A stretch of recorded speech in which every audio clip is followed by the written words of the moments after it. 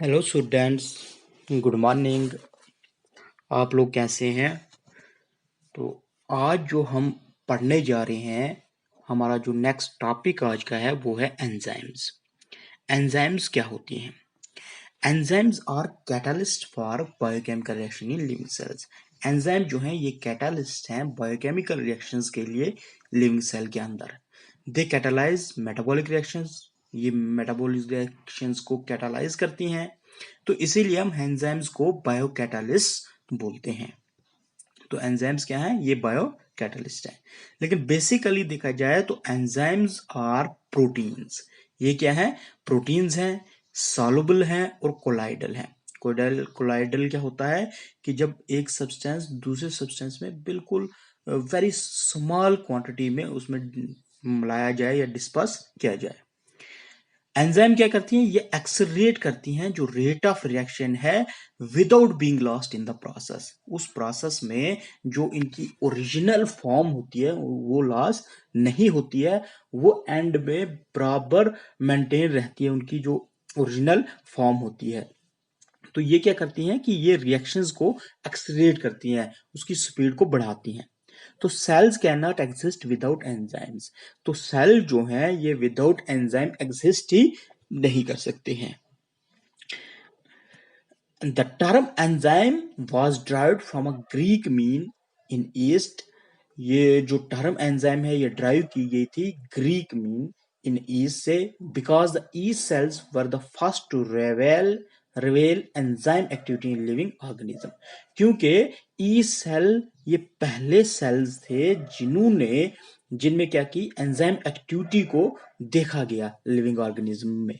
तो enzyme activity जो है, जो लिविंग ऑर्गेनिज्म है, कौन से लिविंग ऑर्गेनिज्म में सबसे पहले देखा गया? वो ई सेल्स में देखी गई। It was first introduced by W Kuhne in 1878। तो सबसे पहले इसको इंट्रोड्यूस किया एंजाइम्स को डब्ल्यू कोहने ने 1878 में। तो study of enzyme is known as enzymology. तो जब हम स्टडी करते हैं एंजाइम्स की, तो उसकी स्टडी को बोला जाता है enzymology. Enzymes are located in the cells. Enzymes कहाँ मिलेंगी आपको? सेल्स में होंगी, साइटोप्लाज्म में होंगी, माइटोकॉन्ड्रिया के अंदर होंगी, टिश्यू या जितने भी बॉडी फ्लूइड्स हैं उनमें आपको एंजाइम्स मिलेंगी। उसके बाद है प्रॉपर्टीज ऑफ एंजाइम्स। तो सबसे पहली प्रॉपर्टी है कि एंजाइम जो है ये क्या है? ये प्रोटीन्स हैं। मोस्ट ऑफ द एंजाइम, चाहे वो सिंपल एंजाइम्स हैं या कंजुगेटेड हैं, they are proteins. They exhibit all the properties of protein. जो भी प्रॉपर्टीज प्रोटीन की होती है, ये सारी प्रॉपर्टीज कौन एग्जिबिट करता है? वो एंजाइम एग्जिबिट करता है। तो सबसे पहली प्रॉपर्टी है कि एंजाइम जो है ये बेसिकली प्रोटीन्स हैं।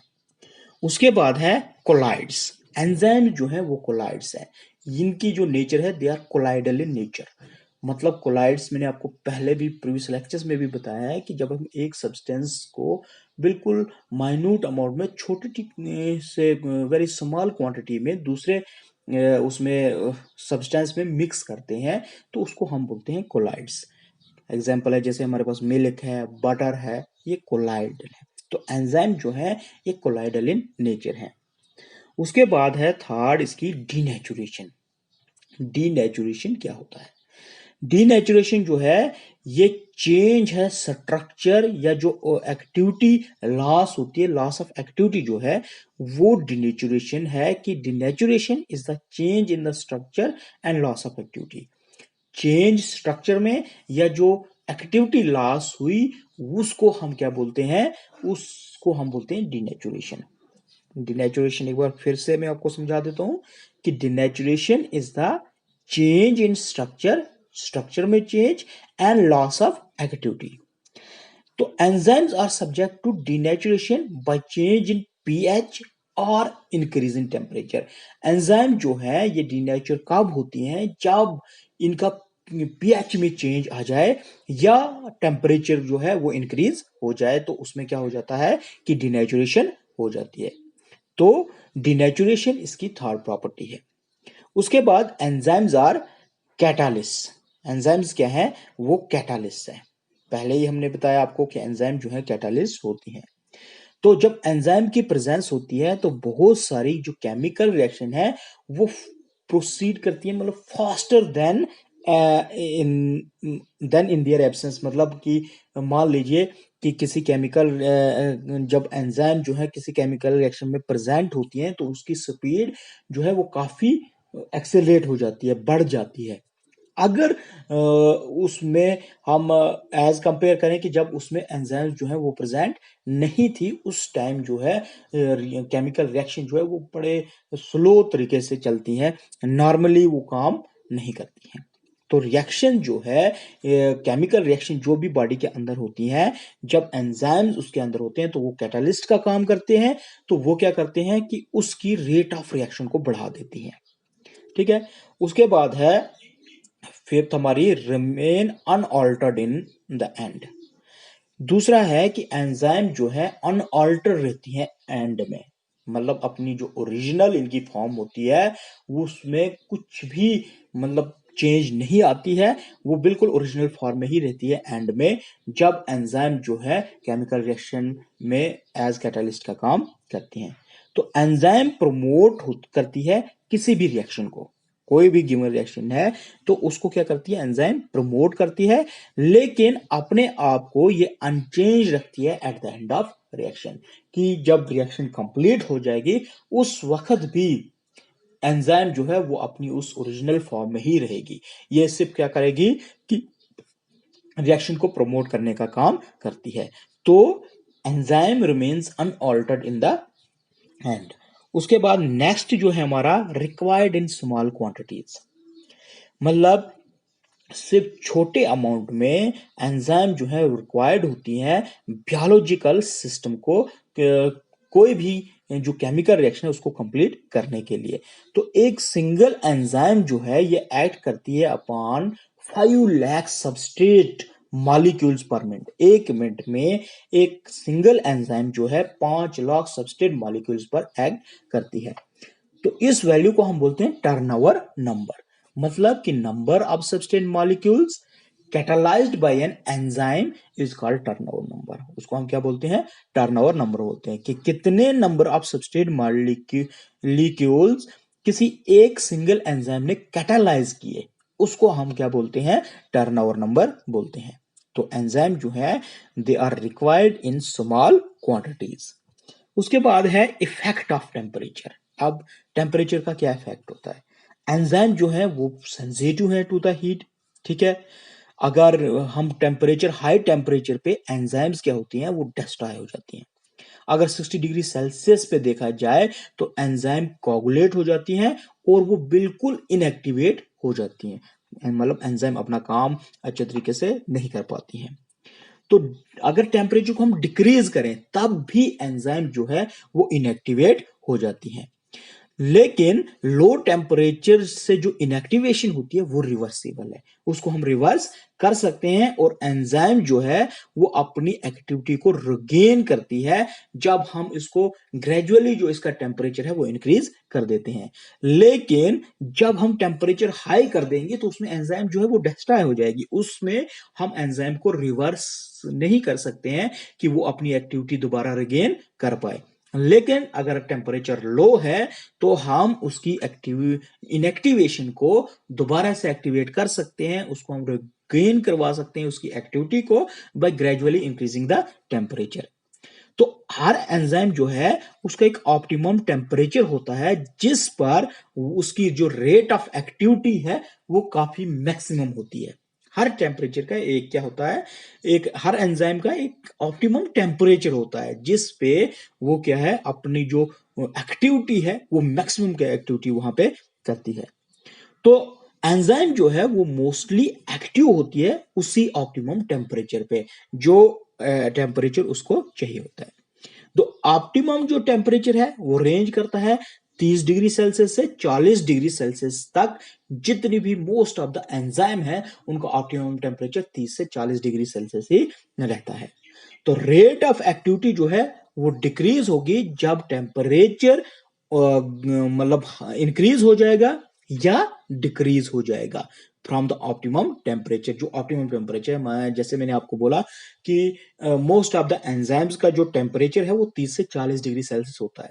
तो जैसे ही टेम्परेचर जो है वो 40 डिग्री सेल्सियस से ऊपर चला गया तो जो उस एंजाइम की रेट ऑफ एक्टिविटी है वो क्या हो जाएगी, डिक्रीज हो जाएगी। या 30 से अगर नीचे भी आ गया तो तब भी जो रेट ऑफ एक्टिविटी है उस एंजाइम की वो क्या है, वो कम हो जाएगी। तो जो एक्टिविटी है एंजाइम की वो स्टेडली इंक्रीज होती है जब टेम्परेचर जो है रेज किया जाता है उस ऑप्टिमम लेवल पे। या तो हम टेम्परेचर को डिक्रीज करते हैं, अगर टेम्परेचर इंक्रीज हुआ है तो डिक्रीज करके तो वो अपनी एक्टिविटी रिगेन नहीं कर पाएगी, क्योंकि हाई टेम्परेचर पे एंजाइम जो है वो डिस्ट्रॉय हो जाएगी।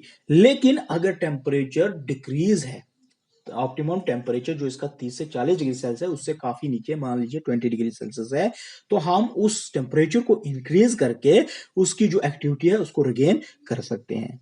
तो रिएक्शन वेलोसिटी जो है वो doubles for every rising 10 degree Celsius. मतलब जितना हम टेम्परेचर 10 डिग्री सेल्सियस राइज करेंगे उतनी जो वेलोसिटी है उस रिएक्शन की वो डबल हो जाएगी।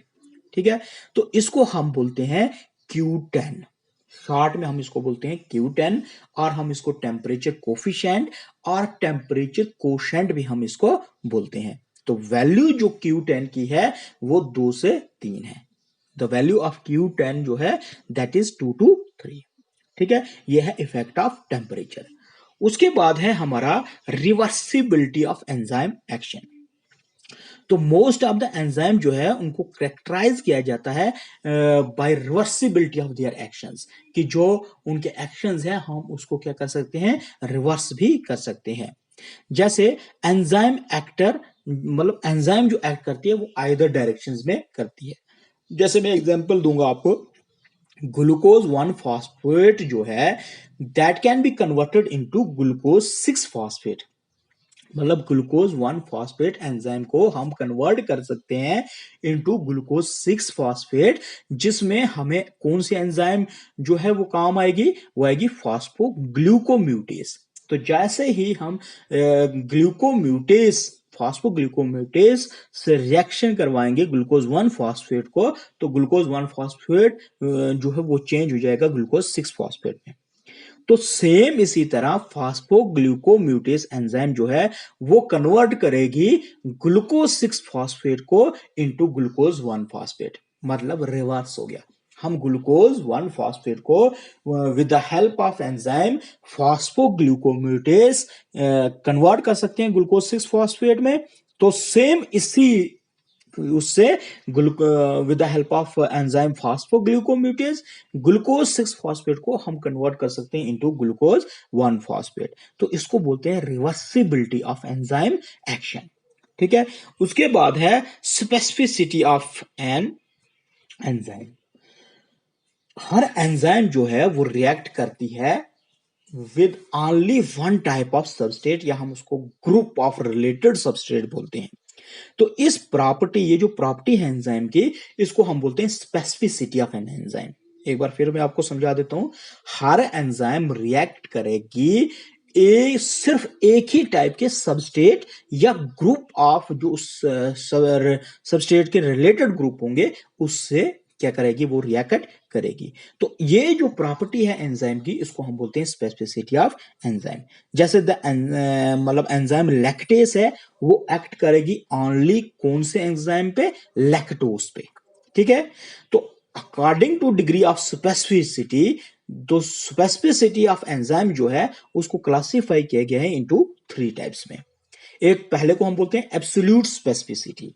अब एब्सोल्यूट स्पेसिफिसिटी क्या होता है कि जब एंजाइम एक्ट करती है खाली एक ही सबस्टेट पे, तो उस स्पेसिफिसिटी को हम बोलते हैं एब्सोल्यूट स्पेसिफिसिटी। मतलब क्या हुआ, एक एंजाइम खाली एक्ट करेगी सिर्फ एक ही टाइप के सबस्टेट पे, ऐसी स्पेसिफिसिटी को हम बोलते हैं एब्सोल्यूट स्पेसिफिसिटी। जैसे हमारे पास एग्जांपल है यूरिएस, जो एक्ट करती है ओनली यूरिया पे। इसी तरह लैक्टेस है जो एक्ट करती है ओनली लैक्टोज पे, दूसरे किसी एंजाइम पे ये एक्ट नहीं कर पाएगी। तो ये होती है एब्सोल्यूट स्पेसिफिसिटी। उसके बाद दूसरी टाइप इसमें आती है जिसको हम ग्रुप स्पेसिफिसिटी बोलते हैं। कि एक पार्टिकुलर एंजाइम जो है वह एक्ट करती है एक पार्टिकुलर केमिकल ग्रुप पे। एक पार्टिकुलर एंजाइम क्या करेगी, एक्ट करेगी सिर्फ एक particular type of chemical group पे, उसको हम बोलते हैं ग्रुप स्पेसिफिसिटी। जैसे एग्जांपल है ग्लाइकोसिडेज जो है वो एक्ट करेगी खाली ग्लाइकोसाइड्स पे। इसी तरह ट्रिप्सिन जो है वो एक्ट करेगी खाली पेप्टाइड बॉन्ड्स पे। ये दूसरे जो ग्रुप हैं केमिकल ग्रुप उस पे एक्ट नहीं कर सकती हैं। तो ये होती है ग्रुप स्पेसिफिसिटी। उसके बाद आती है ऑप्टिकल स्पेसिफिसिटी, कि एक एंजाइम जो है एक्ट करती है खाली एक ही टाइप के पेयर ऑफ ऑप्टिकल आइसोमर्स पे। जो पेयर है ऑप्टिकल आइसोमर्स पे एक एंजाइम उसी पे एक्ट करेगी।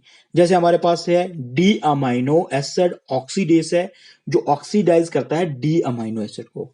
इसी तरह एल अमाइनो एसिड ऑक्सीडेज है जो ऑक्सीडेज करता है एल अमाइनो एसिड को, ना के डी अमाइनो एसिड को। और एल अमाइनो एसिड जो है रेफर करता है position of amino groups to the right और left of the carboxyl group respectively. तो इसको हम बोलते हैं ऑप्टिकल स्पेसिफिसिटी। स्पेसिफिसिटी किसको बोलते हैं, कि एक एंजाइम रिएक्ट करेगी ओनली एक ही टाइप के सबस्टेट या group of related substrate molecules के साथ इस प्रॉपर्टी को हम बोलेंगे specificity of an enzyme. Specificity of an enzyme जो है इसको क्या बोलते हैं, ये क्लासिफाई किया गया है इनटू 3 टाइप्स में। एब्सोल्यूट स्पेसिफिसिटी, एब्सोल्यूट स्पेसिफिसिटी हो गया कि एक एंजाइम एक्ट करती है सिर्फ एक ही सबस्टेट मॉलिक्यूल पे। ग्रुप स्पेसिफिसिटी, इसका मतलब है कि एक पर्टिकुलर एंजाइम जो है एक्ट करेगी खाली एक ही पर्टिकुलर केमिकल ग्रुप पे। और ऑप्टिकल स्पेसिफिसिटी होता है एक एंजाइम एक्ट करेगी खाली एक पेयर जो है ऑप्टिकल आइसोमर्स का उसी के ऊपर। तो ये है different properties of enzyme, enzymes क्या होती है और इनकी प्रॉपर्टीज क्या है। Thank you.